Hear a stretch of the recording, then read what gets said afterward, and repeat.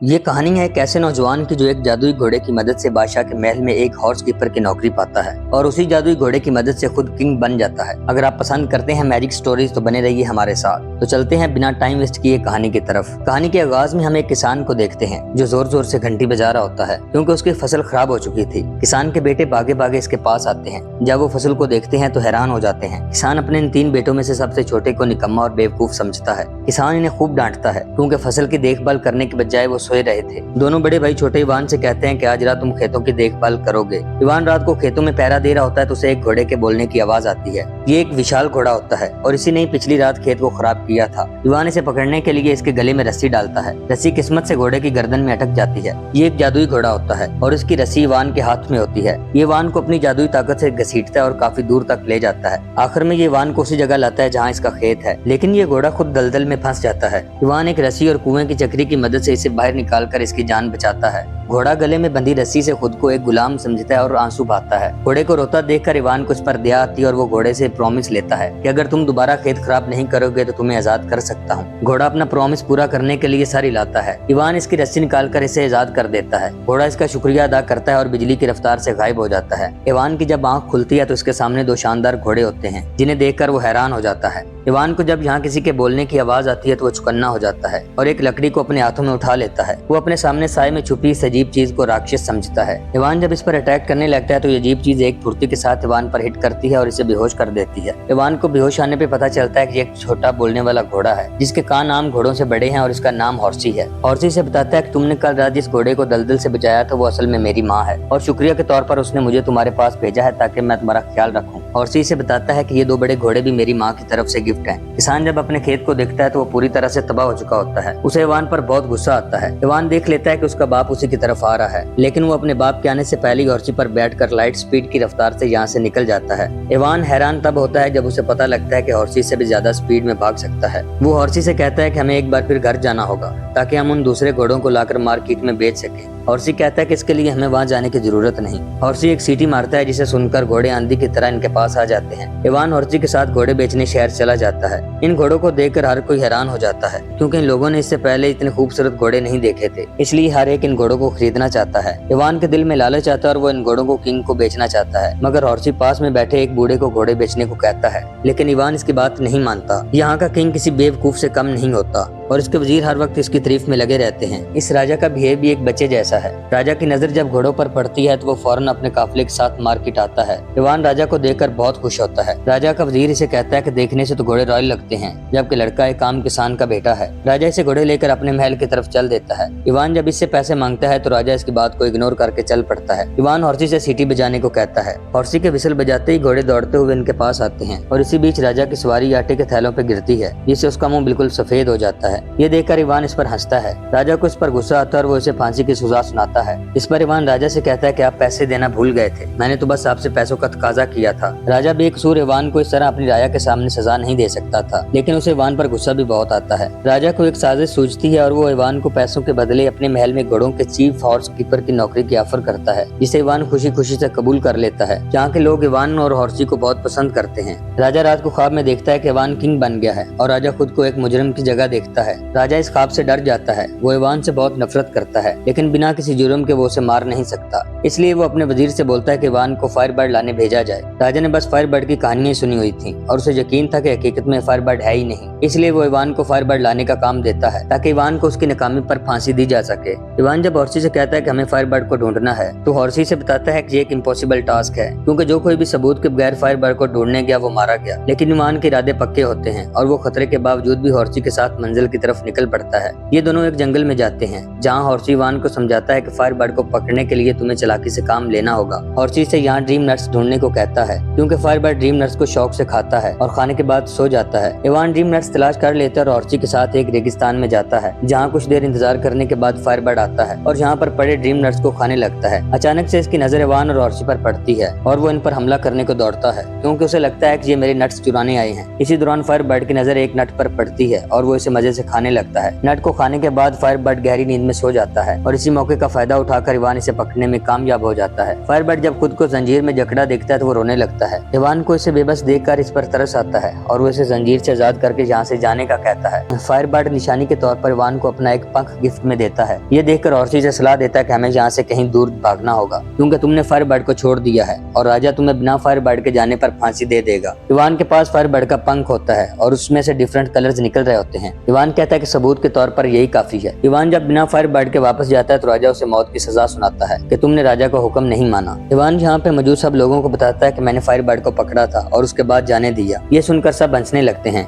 Ivan जब सबूत के तौर पर पंख निकालता है तो वो पहले की तरह चमकता नहीं, इसलिए यहाँ किसी को भी उस पर यकीन नहीं होता। इवान का सर कुल्हाड़ी से कटने ही वाला होता है तो यहाँ फायरबर्ड आ जाता है और फिर से पंख चमकने लगता है। ये देखकर सब लोग खुश हो जाते हैं और इवान को फिर से पसंद करने लगते हैं। इस पे राजा इवान को मजबूरन छोड़ देता है और इसे इनाम के तौर पर रॉयल ड्रेस देता है। लेकिन अंदर ही अंदर राजा को इवान पर बहुत गुस्सा होता है और वो किसी भी तरह इसे मारना चाहता है। लेकिन इवान हर बार इसके टास्क को कंप्लीट करके लोगों के सामने हीरो बन जाता है। राजा का वजीर इसे मशवरा देता है कि इवान को आपकी शहजादी ढूंढने का टास्क दिया जाए और उसका महल जमीन से दूर हवा में एक बर्फानी पहाड़ पर है जहाँ पर किसी का पहुँचना भी मुमकिन नहीं, और जब इवान इस टास्क को पूरा नहीं कर पाएगा तो आप उसे सजा के तौर पर मार सकते हैं। राजा को वजीर का ये मशवरा अच्छा लगता है और वो अपनी शादी के लिए शहजादी तलाश करने का टास्क इवान को देता है। इवान इस टास्क को खुशी खुशी कबूल कर लेता है और उसी से बताता है कि राजा के लिए वहाँ से शहजादी को लाना फायरबर्ड जितना आसान नहीं, क्योंकि वहाँ जाने वाला कोई भी जिंदा नहीं बचता। लेकिन इवान बिना कोई परवाह किए चल पड़ता है। सीन स्विफ्ट होकर हम इवान और हॉर्सी को बर्फ के एक पहाड़ पर चढ़ते देखते हैं जिसके ऊपर राजा की शहजादी का आइस पैलेस होता है। पैलेस के अंदर एंटर होने में फायरबर्ड का पंख इवान की मदद करता है। यहाँ आइस कॉफिन में सदियों से कुछ शहजादियां सो रही होती हैं जो देखने में बिल्कुल एक जैसी लगती हैं। इस सिचुएशन में इवान फिर से पंख से मदद लेता है और उसे असली शहजादी का पता लग जाता है। इवान इस शहजादी को किसी तरह से कन्विंस करके अपने साथ ले आता है। इवान के साथ इतनी खूबसूरत शहजादी देखकर सब हैरान हो जाते हैं। सब लोग इसको एक हीरो समझते हैं कि उसने ऐसा काम किया जिसे कोई भी नहीं कर सकता था। लेकिन राजा इवान को एक बार फिर अपने टास्क में कामयाब देकर जल उठता है और उसे इवान पर पहले से भी ज्यादा गुस्सा आता है। लेकिन अपनी राय को दिखाने के लिए राजा इवान को रॉयल गिफ्ट देता है। इवान राजा और शहजादी की जोड़ी को परफेक्ट नहीं समझता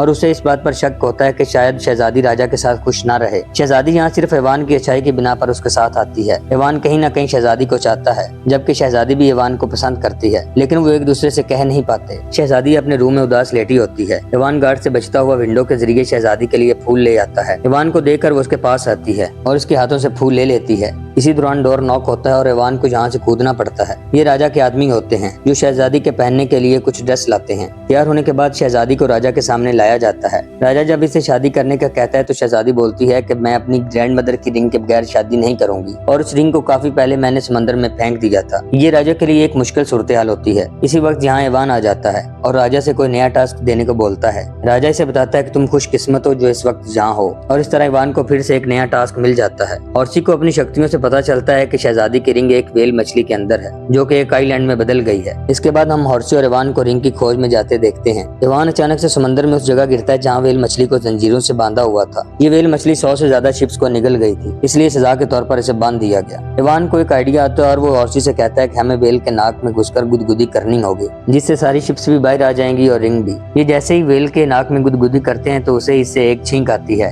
जिससे व्हेल की जंजीरें टूट जाती हैं और सारी शिप्स बाहर आ जाती हैं। लेकिन इवान को शहजादी की रिंग नहीं मिल पाती। व्हेल को आजाद करने के बाद ये एक साथ होते हैं तो इसी बीच एक क्रैब रिंग लेकर इनके पास आता है। असल में ये रिंग शुक्रिया के तौर पर व्हेल भेजती है। इसके बाद हम इवान को चोरी चुपके शहजादी के रूम में जाते देखते हैं, लेकिन राजा का वजीर और उसके आदमी इवान और हॉर्सी को इस तरह जाते देख लेते हैं। इवान शहजादी को रिंग देता है जिसे देखकर वो हैरान हो जाती है कि इसे तलाश करना मुश्किल था लेकिन तुमने कर दिखाया, और इसी के साथ इवान शहजादी को शादी के लिए प्रपोज कर देता है। इसी बीच राजा के आदमी शहजादी का दरवाजा तोड़कर अंदर घुस आते हैं और इवान को पकड़ लेते हैं। दूसरी जानब राजा अपनी बंदूक से हॉर्सी का निशाना लेता और इसे जख्मी कर देता है। इवान पर राजा की शहजादी को किडनैप करने का आरोप लगता है और सजा के तौर पर उसका सर काटने का फैसला किया जाता है। शहजादी इवान से मोहब्बत करती है और उसे बचाने के लिए एक चाल चलती है। शहजादी राजा से कहती है कि मैंने ख्वाब देखा कि आप मर गए हैं और मैं अकेली रह गई हूँ। ये सुनकर राजा परेशान हो जाता है। शहजादी बताती है कि मेरे पास जवान होने की एक रेसिपी है जिसे मेरी ग्रैंड मदर ने मुझे दिया था। वो राजा को बताती है कि 3 बॉयलर होंगे, पहले में उबलता हुआ पानी, दूसरे में जमा देने वाली बर्फ और तीसरे में उबलता हुआ दूध होगा। आपको बारी बारी हर एक में से गुजरना होगा। राजा इसके लिए तैयार नहीं होता और वो उबलते हुए पानी और दूध का सुनकर घबरा जाता है। इसी दरमियान राजा का वजीर आता है और वो राजा से कहता है कि आप परेशान ना हो, हम ये टेस्ट पहले इवान पर करेंगे। ये सुनकर राजा मान जाता है और अगले ही दिन रेसिपी तैयार करने का हुक्म देता है। इसके बाद हम शहजादी को हॉर्सी के साथ अपना प्लान शेयर करते देखते हैं। शहजादी का प्लान सुनकर हॉर्सी को बहुत अफसोस होता है। शहजादी से बताती है कि अगर तुम वक्त पर पहले बॉयलर में मेरी ग्रैंड मदर की रिंग डाल दो, दूसरे में फायर बर्ड का पंख और तीसरे में लाइफ एंड डेथ का फूल, तो इवान बच सकता है। हॉर्सी कहता है कि रिंग हमारे पास है और पंख को हम किसी वक्त भी बुला सकते हैं, लेकिन लाइफ एंड डेथ का फूल हमारे पास नहीं। शहजादी हॉर्सी को बताती है कि दुनिया के आखिरी एज पर तुम्हें लाइफ एंड डेथ का फूल मिलेगा। अगर तुम उसे वक्त पर ला सकते हो तो इवान को हम जिंदा देख पाएंगे। ये सुनकर हॉर्सी फौरन फूल को लाने चला जाता है। सीन चेंज होता है और हम जहाँ 3 बड़े बॉयलर्स को देखते हैं। राजा के आने के बाद इवान को लाया जाता है और उबलते पानी के बॉयलर में कूदने के लिए धकेला जाता है। इवान जैसे ही बॉयलर में गिरता है तो शहजादी अपनी ग्रैंड मदर की रिंग बॉयलर में फेंक देती है और यूं इवान पहले बॉयलर से जिंदा बच निकलता है। और जैसे ही वो दूसरे बॉयलर में गिरता है तो अचानक से फायर बर्ड आता है और इसमें अपना पंख डाल देता है और यूं इवान दूसरे बॉयलर से बचकर तीसरे में जा गिरता है। तीसरे बॉयलर से बचने के लिए लाइफ एंड डेथ के फूल की जरूरत होती है। शहजादी हॉर्सी का बड़ी बेचैनी से इंतजार कर रही होती है। हॉर्सी किसी भी तरह अपनी जान की परवाह न करते हुए वक्त पर लाइफ एंड डेथ का फूल तीसरे बॉयलर में डाल देता है, जिससे इवान पहले से भी ज्यादा जवान होकर बाहर निकलता है। ये मंजर देखकर लोग हैरान हो जाते हैं। इवान को इस तरह जवान देखकर राजा बिना सोचे समझे उबलते पानी के बॉयलर में कूद पड़ता है, लेकिन ये बॉयलर राजा को एक बुलबुले में कैद करके दूर कहीं आसमान में ले जाता है। राजा को इस तरह देखकर लोग बहुत खुश होते हैं क्योंकि इसकी राया इससे बहुत तंग थी। राजा के जाने के बाद यहाँ के लोगों को एक नए राजा की जरूरत होती है और ये सब इवान को अपना राजा बनाने के लिए राजी हो जाते हैं। इस तरह एक आम लड़का किसान से राजा बनता है और यहीं पर इस कहानी का एंड हो जाता है। अपॉन द मैजिक रोड एक क्लासिकी हीरो पर मुबनी फिल्म है और ये फिल्म मुकम्मल तौर पर एक एडवेंचर है जिसमें मासूम और सादा दिल हीरो को मुख्तलिफ रुकावटों का सामना करना पड़ता है, जैसे जुल्म नाइंसाफी, ताकतवर बादशाह और जादुई मखलूक। फिल्म रवायती लोक कहानियों के अनासर को जदीद सिनेमा के जरिए पेश करती है, जिससे नाजरीन को बचपन की पुरानी कहानियों की याद ताज़ा हो जाती है। इवान एक आम नौजवान है जो अकल से ज्यादा दिल की सुनता है। इसके किरदार में मासूमियत और बहादुरी की खूबसूरत झलक नजर आती है। जादुई घोड़ा न सिर्फ कहानी को मज़ा फराहम करता है बल्कि कहानी को आगे बढ़ाने में भी अहम किरदार अदा करता है। शहजादी की मौजूदगी फिल्म में खूबसूरती और मकसद के अंसर को बढ़ाती है। फिल्म के विजुअल इफेक्ट्स काबिल तारीफ है। रूसी सिनेमा के मुताबिक CGI बहुत उम्दा और दिलकश है। आपको इस मूवी का जो कैरेक्टर पसंद है वो कमेंट्स में लाजमी बताना और मजीद ऐसी स्टोरीज देखने के लिए चैनल को लाइक और सब्सक्राइब कर दें।